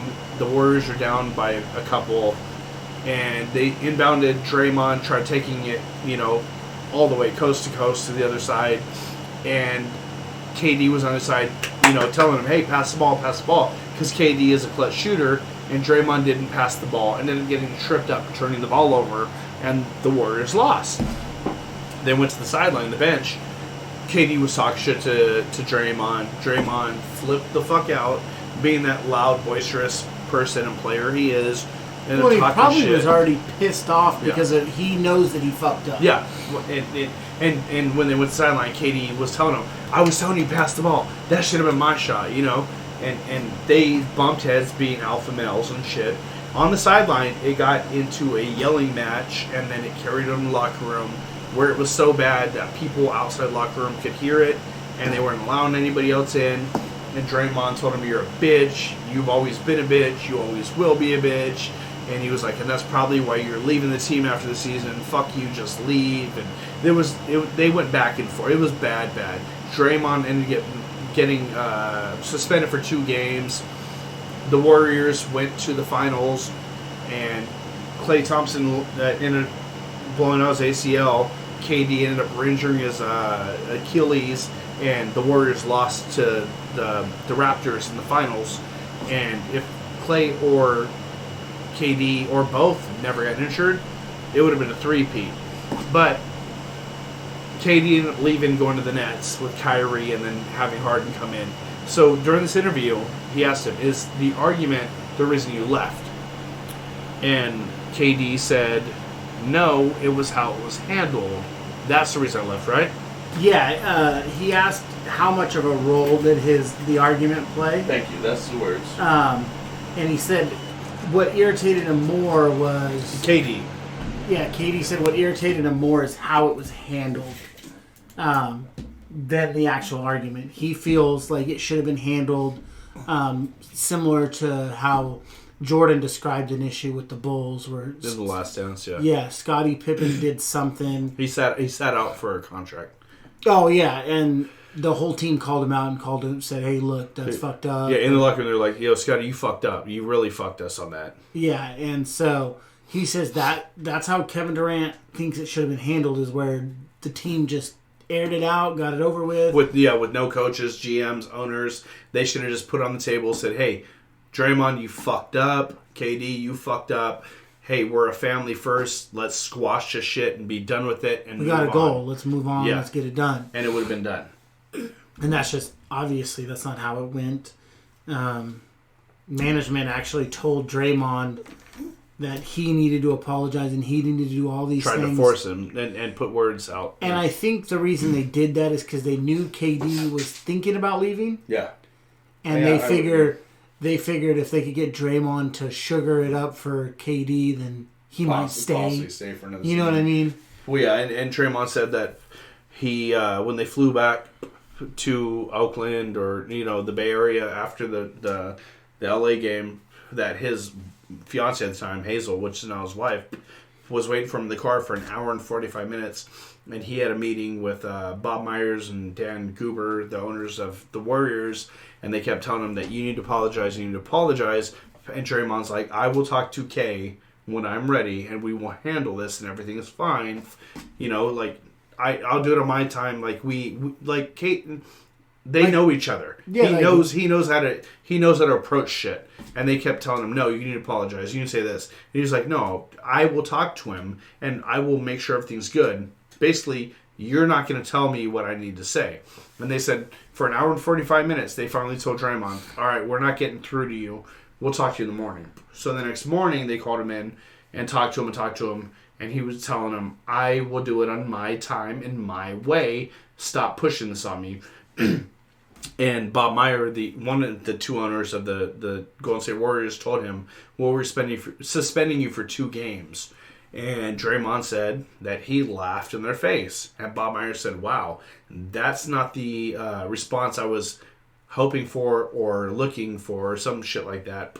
And Draymond told him, well, look, I'm either going to laugh in your face or I'm going to cuss you out.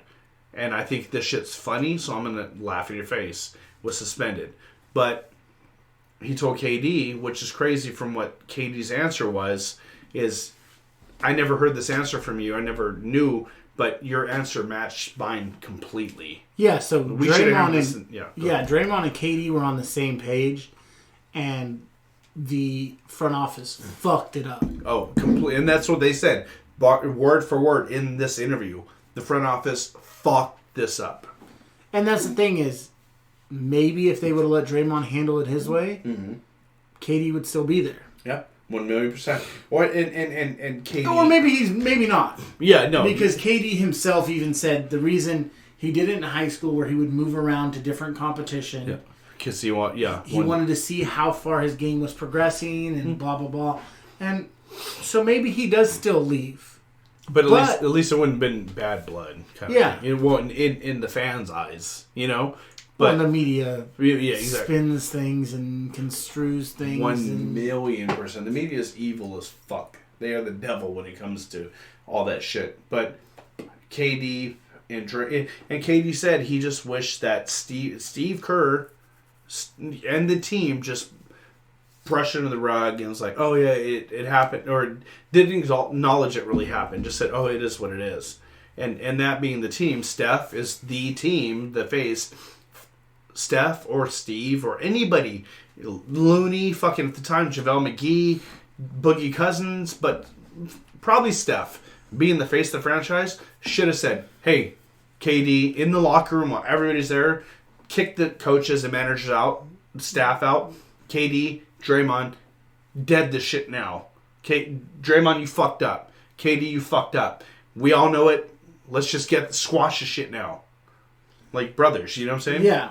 And, I mean, the problem is Steph just doesn't come off as that guy. Yeah, he's not. Guy like Jordan. Yeah. He's that guy. No, 1,000,000%. A guy like Kobe. Yep. And I'm not saying that Steph's a bad leader. No, not at all. He just leads differently. Yeah. Kobe's the type of guy that if you fuck up, he's gonna get into you. Jordan's the same way.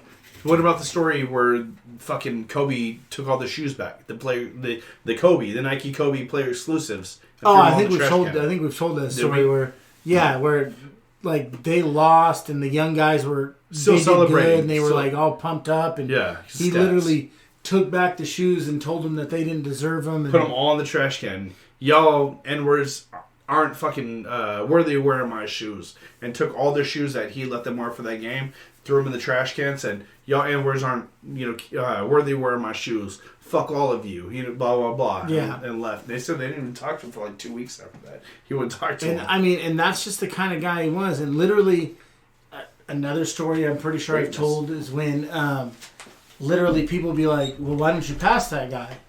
And it's because, and he used to say it's because he shows up to the last guy to show up to the gym and the first one to leave. So why would he entrust a game with someone who doesn't even care to hone the craft? And that's just how he was as a leader. And that Jordan was an outspoken leader. And there's different leaders, like Kawhi's not very outspoken as a leader.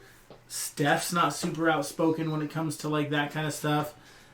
And there's different leadership styles. But in that moment, they needed a a Kobe or a Michael Jordan, someone that has that firm, like that presence, and that just shows generations are different, you know. And they're really the crazy thing is the one person that is that voice was part of the altercation. Yeah, Draymond. Yeah, like if that would have happened between Looney and McGee, Draymond would have said some shit. Oh, most definitely. And that's like when David West, being a veteran, was on the Warriors. They everybody as a veteran respected David West, and he wasn't a big name player. But when they played opposing teams and there was an altercation where it was almost fights, David West would literally just walk up, and the opposing players would be like, "Oh shit, nope, not fucking with him." Like he was Debo. And David West had so much respect in the league, and he never had to flex shit. Like, but they knew, David West will fuck you up, even though he's like that. He's like the myth, that legend, and Clay Thompson. They call him the silent assassin because he doesn't speak, doesn't say shit, and in the middle of the game with his altercation, he walks up and gives you a look, and you're like, yeah, no, he's got a little bit of crazy in him, you know. That's what I'm saying. David West's like that old head that's been around the block so much that you're just like he walks up and you're like, all right, we fucked up, guys. Yeah. We fucked up. You've heard stories but never seen proof, but you know he just has a presence. You're like, yeah, the stories, I know they're real because I've been around him, and you know, like, yeah, this is crazy though. But I don't know. There's a bunch of different stories we could go over, but I think our time is probably running low. What do you think, Big?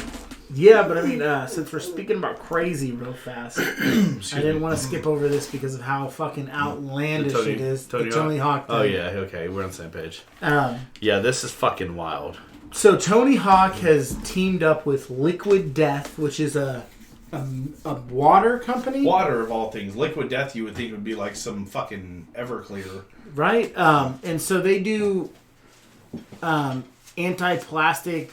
They use cans. Their cans literally look like Tall Boys. They look like, if you see them, you see the packaging, they look like it would be alcohol. They're woke. It's a woke water company. And so I guess he's teamed up with them, and they took 100 vials of blood. From Tony Hawk. Mind you, this probably took a while, because you can't take that much in one sitting. Hell no. They're not small vials either. And so what's happening is they're mixing that blood into the paint that's going on the bottom of these boards. Yeah. Each board comes with a certificate of authenticity. There will only be 100 of them, and they're going for $500 a piece. All reports we're seeing $500 a piece, 100 made.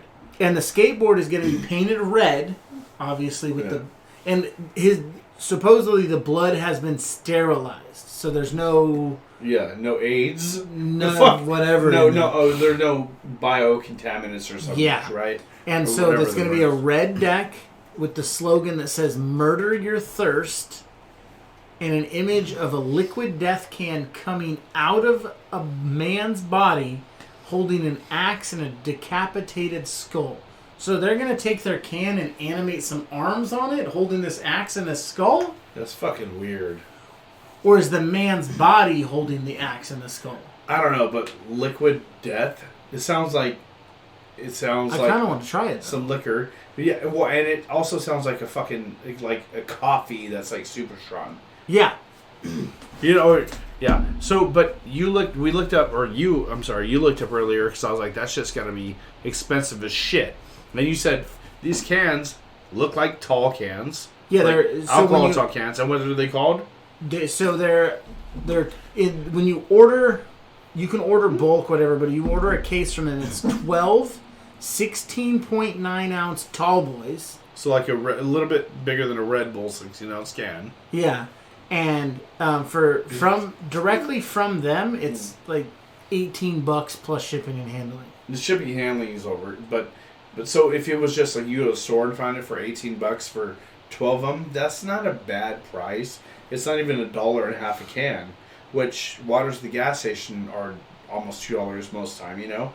Well, yeah, and that's the thing is their big thing is the anti-plastic. Yeah. And you can recycle these cans and get money back. Oh, 100%. And it's not tap water. Yeah. It's not distilled. No, yeah, it's actually supposedly. Yeah. It's actual mountain water. With all the minerals and all that Yeah, shit. and so... But what did you say the case looked like? It's literally a black case, and then on the bottom it has like some like crazy design, like a murder scene. But also you said it looked like a case of alcohol. Oh yeah, it literally looked like if you rolled up to a party with this and no one knew what Liquid Death was. Yeah. They'd be like, IPAs. They'd be like, this man just brought some like new beer for us to try, and then they'd be like, what the fuck? They'd be like, this is the best tasting beer I've ever had. And they'd be like, oh, I'm fucked up. Right? But yeah, so they sell it in still, which I think comes in the black. There's like a black can. Mm-hmm. And then the sparkling, I think, comes in a white can. And mind you, we're not sponsored by this. This no, is I haven't. I've never even not tried a paid promotion. We literally just came across the story earlier while doing our research, and the research we seen was Tony Hawk putting his own blood into skateboards, and we were like, what the fuck? So we had to dig deeper, and then Big Mike over here figured out that it was for promotion for a water company of all things. Well, and the crazy thing is, you think about it, 100 boards at $500 a piece. That's not even that much. $5,000? It's $50,000. Is it? Oh, is it 50? Okay, my math's off. But still, $50,000 isn't that much money for Tony Hawk or this company. Well, I'm sure they're paying this promotion thing. So I'm, excuse me. Oh, I know, but I'm just saying, like, in the grand scheme of things, Yeah. the amount that they're paying, I know their aim is to get people to Promotion. like me Yeah, to be promotion. like, oh, Well, like you said, you want to try it anyways. I do. I mean, honestly, I would try Now it. that we've researched, but that was the thing. They drew you in to research this And that's what I'm thing. saying. So, like, that 50,000, Just a starter, not a Yeah. starter, but to pay for whatever. and that's the thing, is even if they can get 1,000 people over here spending $20 on a case. But how much are they paying fucking Tony Hawk for 100 vials of his blood? That's what I want to know. At least a few million. He's a fucking legend. Oh, 100%. He won't fart in a bag for you if it's not $50,000 or more, probably. Oh, You probably know? not. So they're probably paying him a few million. I mean, 100 vials, that's going to take a long time to get 100 vials because your body has to reproduce. Yeah. You know, if you took 100 vials at once, you wouldn't have enough blood to survive, probably. Depending on how big the vials are, but yeah, especially... I would assume, like, if you think about it, like, when they take your blood and they're testing it, they only take 3 or 4 vials. And they're, what, an ounce each, probably? I don't even know if they're announced, but... Well, like, yeah, I don't know. 3 or 4 vials, if you think about that, say you do that once a week, I don't even know if that's physically possible. Yeah, to do once a week. exactly. But if you're just saying once a week, that's 16 a month. So just round it to 20. That still takes 5 months. Yeah. Anything... And like I said, that's just rounding it, because I don't know how much blood you can give. Yeah, physically. I know that you can only donate blood because that's more than the vials once a month, technically. Well, and then if you donate plasma, you do it like 2 or 3 times a week. And then, obviously, they take your blood out, they spin the plasma out, and pump your blood back in. Yeah. So, I don't know, this is wild, but no matter what Tony Hawk touches, it's not going to be less than $1 million. Oh. So, taking part of his life out of him and doing that, it's got to be a big, probably double-digit millions, in my opinion. Oh, probably. In my opinion, 10, at least 10, at the very least. Well, and the crazy thing is, like, we'll probably never know, because Tony Hawk, I mean, skateboarding is still not super on the radar. Yeah, it's not main. It's getting more, but it's like, we never hear how much Tony Hawk makes, or, you know what I mean? I'm going to look up his net worth. That's what I was doing right now. I wanted to see. Good. But even looking at net worth, it's hard to say, Tony Hawk used to survive off $5 a day. The fuck? Back in my 30s? Taco Bell allowance. Oh shit, okay. So his net worth is $140 million. Jesus Christ. Obviously, he's the number one wealthiest skater. Oh, yeah. What's the water brand called? Liquid Death. Okay, thank you. So the 20th... since I looked this up, I'm going to go through this real fast while you're looking that up. So the 20th is for net worth is Mike Valley. You guys may know him from Jackass. Yeah, Valet, whatever. Yeah. He's actually he's also the lead singer of a band called Black Flag. Didn't know that. Yeah. Yep. Professional wrestler and a minor league hockey player. Yeah. He also has a podcast called The Mike V Show. Another at 19, also net worth of $10 million. Mike McGill. He's known for the inverted 540 mute grab aerial. Yeah, I can't find shit on that, but yeah. Net worth also $10 million. Mark Gonzalez. He's a skateboarder and artist hailing out of California. Named the most influential skateboarder of all time by Trans World Skateboarding How? Mag. Tony Hawk should be. He was appointed in videos, magazine covers. He launched his own skateboards and has been sponsored by Adidas, Supreme, and more. This guy also at 17 is worth $10 million. His name's Lance Mountain. Eddie Templeton is also worth $10 million. Andrew Reynolds, that's another name I know, $10 million. Thrasher Skater of the Year. He owns Baker Skateboards, which is a huge skateboarding brand. Yeah. Ryan Sheckler, a lot of kids my generation will know him from MTV show. He's worth $10 million. That's it? Or $12 million, sorry. Just when you look at net worths for celebrities or fucking athletes, they're never on. Well, and that's the thing is, it's a guesstimation. When people see net worth, also they're like, "Man's got $12 million in his bank account." No, net worth counts in how much his house is worth, how much his cars are worth, like not liquid money. No, but that's what I'm saying. Ryan Sheckler has probably more than $12 million.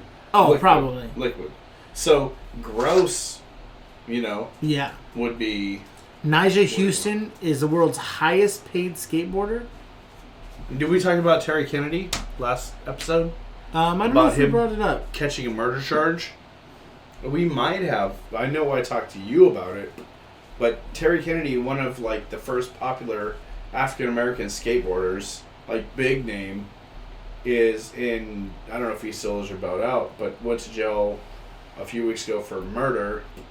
And him and his girlfriend and his best friend, and I might be repeating our last episode, we're leaving a hotel room and they said, or his girlfriend said that he got enraged for no reason, started freaking out, and his best friend, another black gentleman, tried calming him down. He punched him and his best friend hit the ground, his head hit the ground. He went to the hospital and ended up dying. So Terry Kennedy is in jail or on bail for murder, which is fucking wild. I don't understand how you do that to your best friend. If there's something more to it, then obviously, but I don't know. But that is what it is. So, Tony Hawk started earning $100,000 a year between prizes and sponsorships in high school. Mm-hmm. He made significantly more than most of his teachers, and by his senior year, bought his parents a house. Yeah, Rob Dyrdek, same kind of thing. Rob Dyrdek was sponsored at 14 or 15. At the age, he discovered a knack for skateboarding. Got his first sponsor at 12 from Dogtown Skateboards, which is Dogtown huge. Dogtown. There's a whole documentary or movie called Dogtown. And they started skating in empty swimming pools. Yeah, and he officially turned pro at 14. Yeah, it's just wild. And I know he was the first to do a 1080 flip on a big ramp, some kid just landed for the first time in competition something way crazy, and Tony Hawk was there to congratulate him because it was bigger than what Tony Hawk had done. So 1040, if you put a 180 on that, I mean that'd be what 1220. I don't know. So this kid landed historic 1080 at the X Games. But yes, in front of Tony Hawk. Tony Hawk was the first and only person to land that. What's that? I think it was he made history. No, or 2.5. Oh, so this 12-year-old. 12-year-old. Holy shit! Because 1080's 2.5 or 2.5 revolutions, right? So 720 would be 2 rotations. So it's it's 3 full rotations. 3. Okay. I'm gonna butcher this name because I believe it's a Asian name. It's Gui Curie. 12-year-old, he made history on Friday to become the first person to ever land a 1080 on a vert ramp. And it says on Friday. This was July 17th.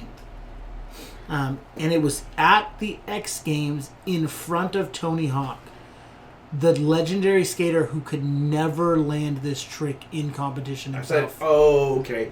Never a competition. But Tony Yeah. Hawk was the first to land it publicly, I believe. The Brazilian, he's Brazilian. Prodigy earned himself gold for best trick. Made him the youngest person in X Game history to do so. And he became the first person to ever land a 1080 on a vert ramp last year when he was 11. That's fucking crazy. Tony Hawk, yeah.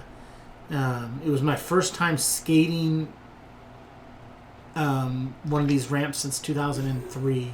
So look, Tony Hawk landed a 900. Yeah, so that's what it says right here. 2.5. Okay. Hawk never completed the trick himself, but 22 years ago, he was the first person to ever land a 900. Which is 2.5 rotations. Yeah.